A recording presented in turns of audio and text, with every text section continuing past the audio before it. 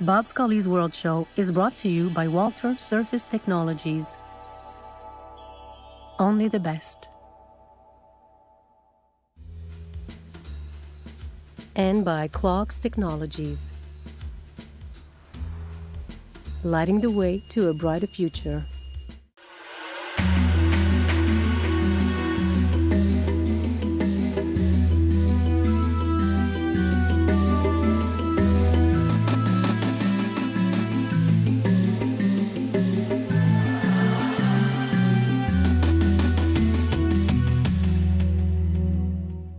Hi, this is Bob Scully, and welcome to another edition of the World Show, Free Markets, the Walter Series.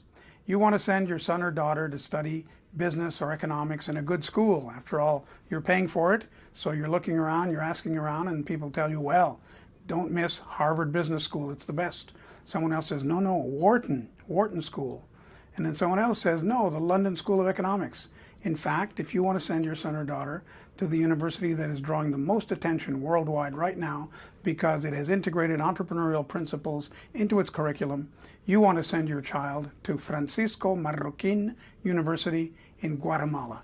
Here's the rector, Gabriel Calzada. Gabriel Calzada, you are the rector of an important Latin American university, but you're the opposite of an old fogey, you know, with glasses and a tweed jacket. You're very young and dynamic, and the university itself is very dynamic. It's called Francisco Marroquín. It's in Guatemala. What does it do? Hello, Bob. The university, it's a university that was created 46 years ago to spread the ideas of liberty, and or to have a conversation about the importance of liberty in all aspects of life. Mm-hmm. The mission of the university is to teach and disseminate the ethical, the legal, and the economic ideas of society for free and responsible persons. So what we do is what our mission expects us to do. This is to have different schools like a university. It looks like a university. It looks like a beautiful university. And it is. It gives diplomas. And it is. We give diplomas, but this is not our mission. Our mission is to have this ongoing conversation about liberty. And yes, our students come to our university because the diploma is very valued in society. But I think slowly our different model is perceived as something of something that has a value in itself, and also the fact that people are going to be immersed in a conversation about liberty and will get skills and, around that ideas, will know how free market works and why freedom and free markets are important for a flourishing society and for success, your own success in life too. Yes, of course. And one thing that's fascinating, it was started by an entrepreneur, Manuel Ayau, who was a local entrepreneur who realized that economic education was not being provided for students. They knew about theology, history, and so forth, but not about basic economics. And he found the money to do it. Yes, in fact, one day he asked himself a question that was, why is Guatemala poor? And he realized he couldn't answer this, and he had economics. He studied engineering, but he had economics, some courses, and he couldn't answer. He called his friends, hey, I have this stupid question. Can you answer this question? Why is Guatemala poor? And nobody could answer this question. So he realized the education, the economic education was very bad everywhere, basically. And they started educating themselves. And they came to the conclusion, counterintuitive initially, that the problem was liberty. There was not enough, well, the problem was that they didn't have enough liberty, so that they needed more liberty. So slowly they dedicated their lives. Those young entrepreneurs decided we have to create a different university that in fact is a very different university from other universities, not only because of the mission, but also because the way it's run, it's more like a free market organization itself, like a for-profit. It is a non-profit, but it works as if it is a for-profit. And in the educational industry, so to speak, it's a very rare type of organization. And yet the quality is very high. It was voted #1 in the world for its economics department. I saw the top 50 economic departments in the world came up first. It beat, huge old institutions. So they're doing something right. Well, the fact that it's always subjective if you are number one or not, but Yeah, the of fact course, that, it doesn't matter, that it's some a- people think about having us in the whatever top 10 in education, in the education of free market economics or classic economics, that is very important for a small university, 3,000 students like us in Guatemala.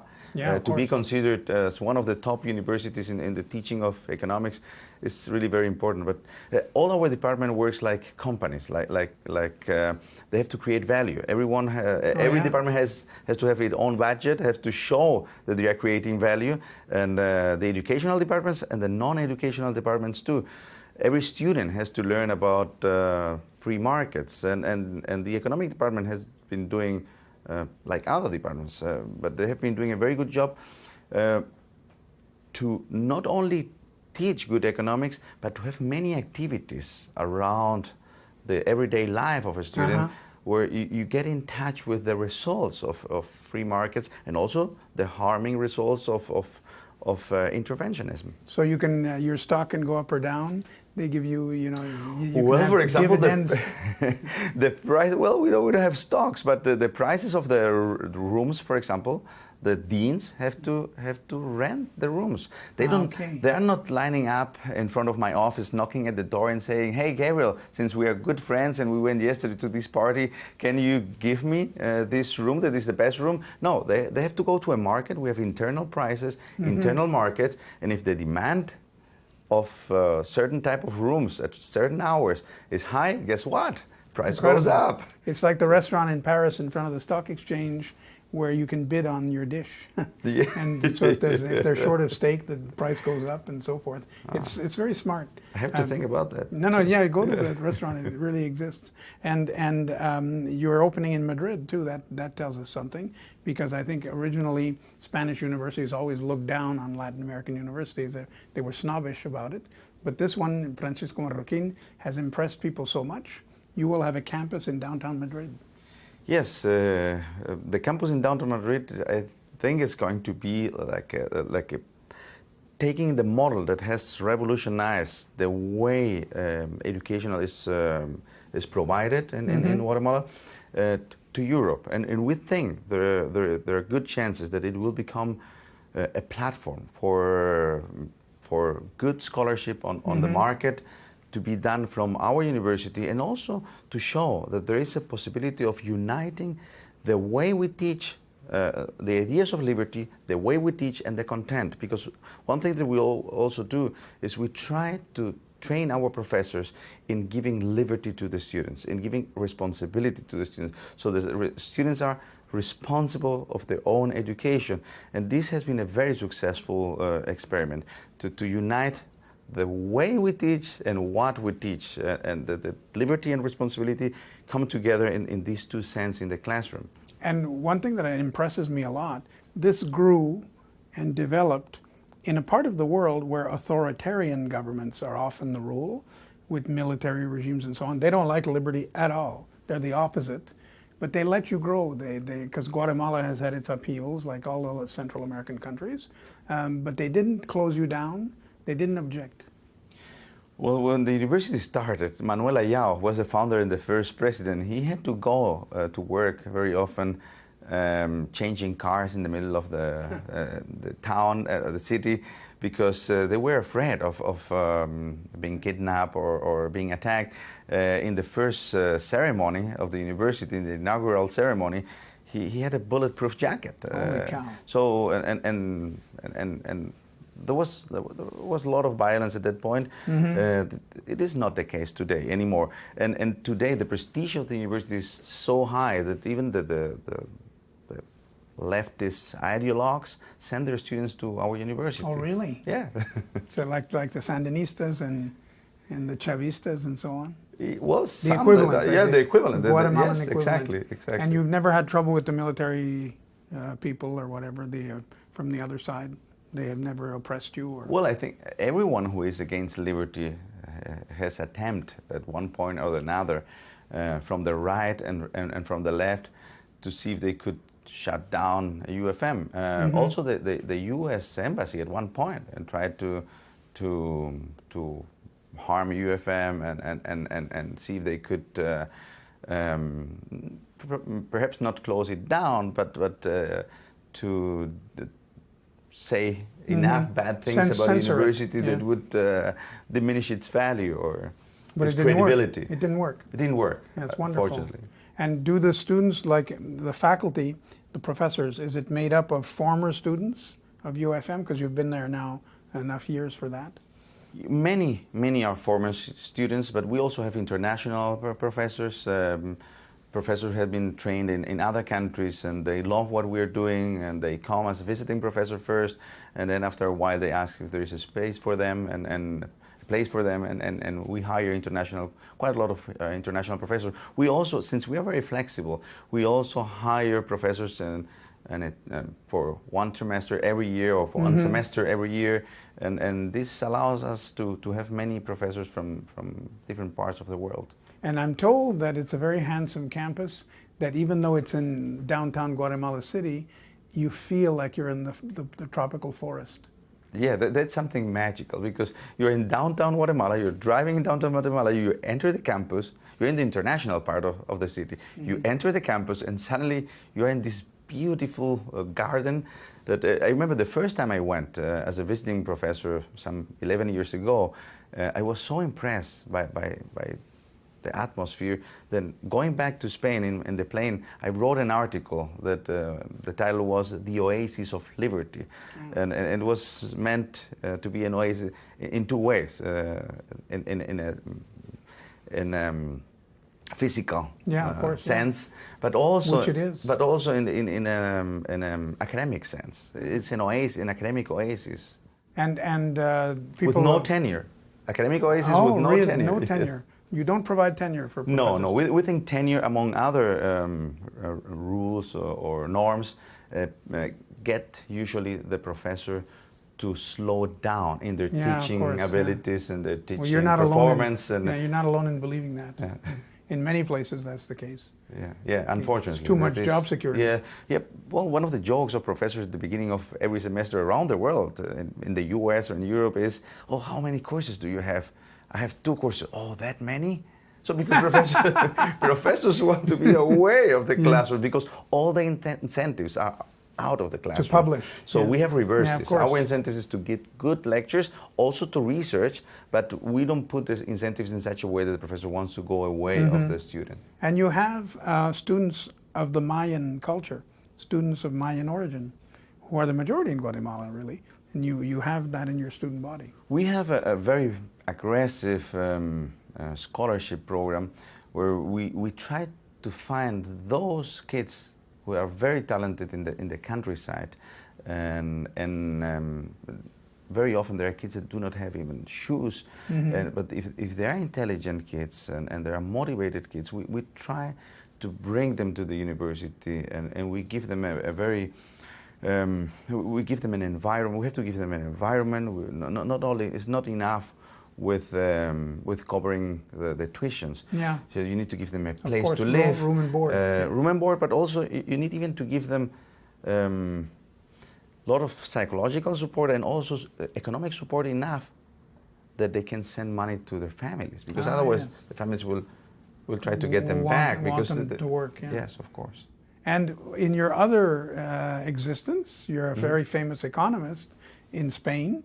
And when I was reading some of your material, some of your papers, you debunked, now everybody knows this to some extent, but you were one of the first to analyze it, to show that green jobs cost more jobs than they create because of the subsidy structure. So I'll let you tell the story. You analyzed, there were a lot of green jobs in Spain with solar farms and so on. And what were your conclusions? Well, we look at it, and we saw that so many subsidies were going into the creation of green jobs. So we said, let's calculate. Let's see how many green jobs are we really creating and how much does it cost? And where does this money come from? So the money was coming obviously from subsidies that the government was taking out of the economy and placing it there because they thought this was a good investment or whatever, or redistribution, and that it would create many jobs. What we saw is that if you take the amount of investment that was not invested anymore in the rest of the economy. And how many jobs were created? For every job that you created, you were destroying 2.2 jobs. Holy so in cow. fact, you were destroying a lot of jobs. And since Obama said that he wanted to copy the Spanish model for the U.S., Yeah. we came out with studies showing that was if the idea was to create jobs, it was a very bad idea. We would be destroying jobs by copying the Spanish model. It was very polemic at the time. It creates a lot of controversy. And but after some years, at the beginning, as you said, well, we were almost alone. Very few people. It was like an unpopular point. Very unpopular. But after a few years, even the Spanish government had to recognize that there were mistakes, that we were right in that, and they rolled back the regulation. And the Obama administration didn't pass its own regulations. Yeah, and indeed, I suppose it's because everybody likes things that are green and clean. That's normal. That's good, per se. But it's how you get there. Exactly, you know? Exactly. I always tell my students, since I have been teaching applied economics to the environment or environmental economics, and I always told my students, look, we should not discuss who loves the environment more, because I really love the environment, and you too, I'm sure you too. What we have to discuss is how do we achieve a sustainable world? And I'm completely convinced, after researching, not before, after researching it a lot, I'm completely convinced that the best way is through the market. Capitalism and free markets is the best ally of the environment. And are we reaching the point, some people say we are, in your view, are we reaching the point where it is profitable to be in the green economy, therefore capitalism will begin to work? Oh yes, oh yes. If people demand that, and the richer society is, the more people demand that kind of green products, the more provision you will have of that kind of products.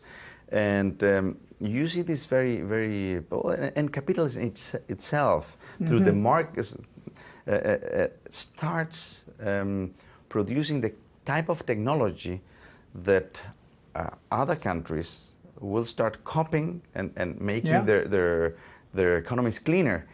And it's a process that we see everywhere. When we look at the treatises, the environmental treatises, you see always that clean air and water. You see that the developed countries immediately say, yes, we want to sign this. Where do we have to sign? The poor countries have more troubles in signing that, because once you have a rich economy and you have the technology to be clean and you have the productivity and your people are eating well, people start thinking about that kind of things. And the free market is very fast in providing a clean environment.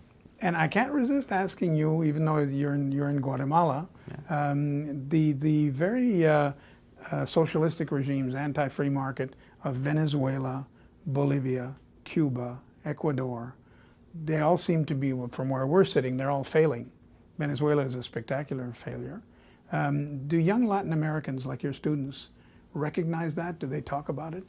Oh yes, a lot. Our students for sure, but I think most of the students in Latin America discuss that. I think it's hard to hide the fact that Venezuela was one of the richest countries in the world. And after a couple of decades of socialist experiment, it has been doing what socialist countries usually do, or socialist planned economies have been doing for 100 years or more. That is going down and down and down. They have destroyed the beautiful things they had created for many, many years. And you can see this in Ecuador, you can see this in Bolivia.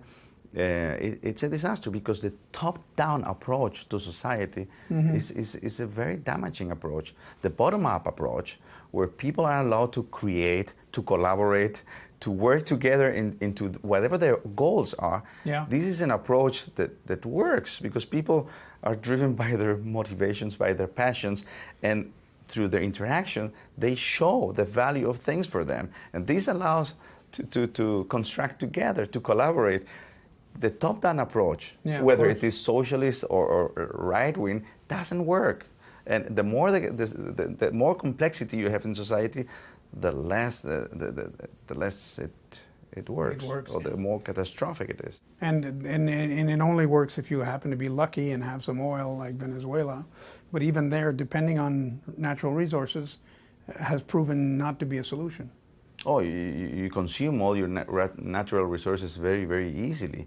To have natural resources is very important if you have a society in which those natural resources can be of value. Mm-hmm. If you have a system where it's producing negative value, whatever resources you put into that, it's like throwing them away.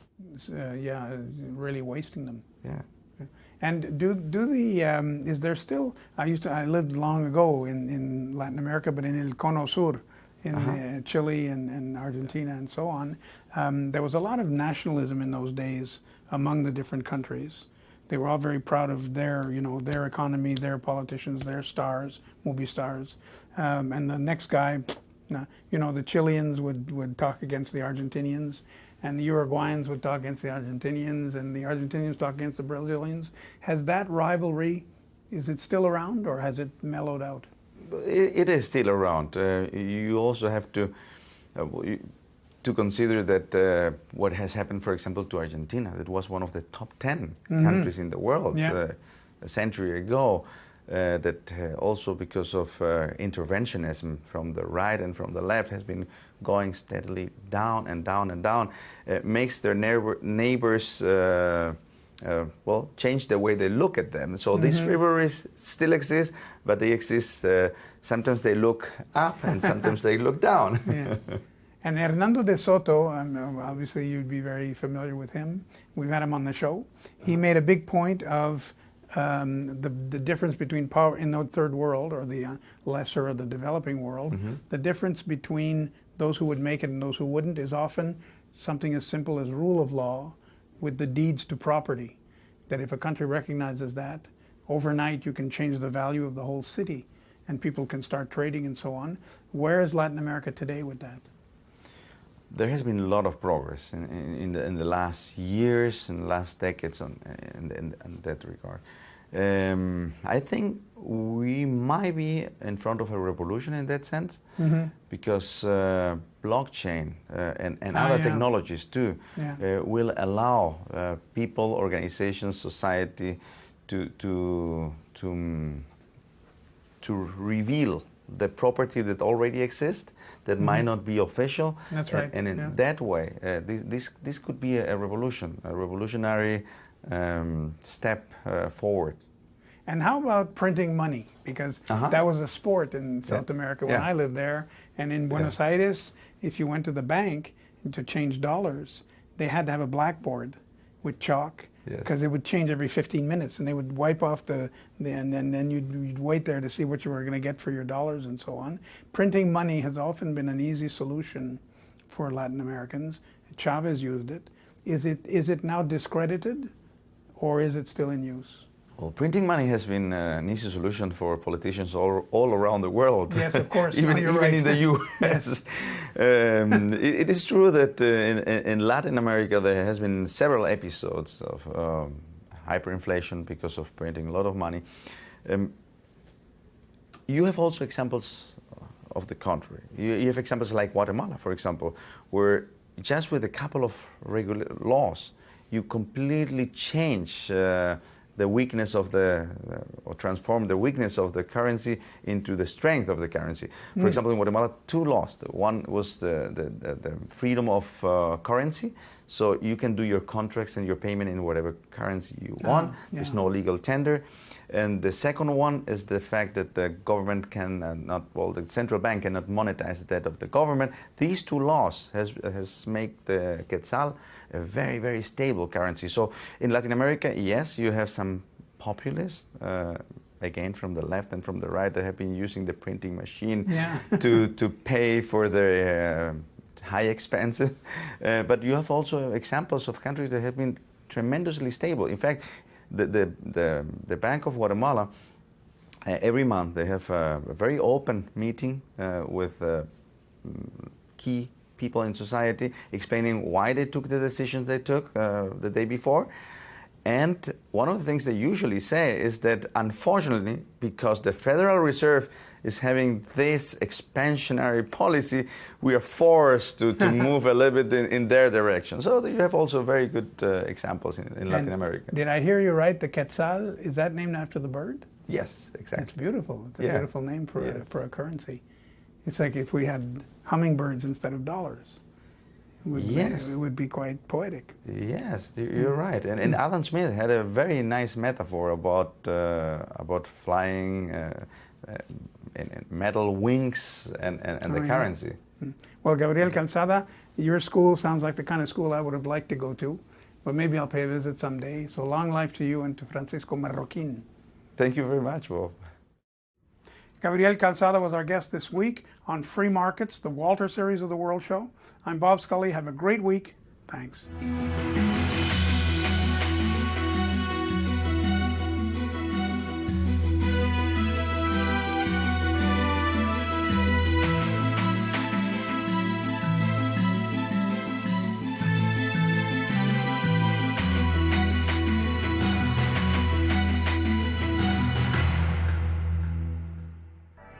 Bob Scully's World Show was brought to you by Walter Surface Technologies. Only the best. And by Clocks Technologies. Lighting the way to a brighter future.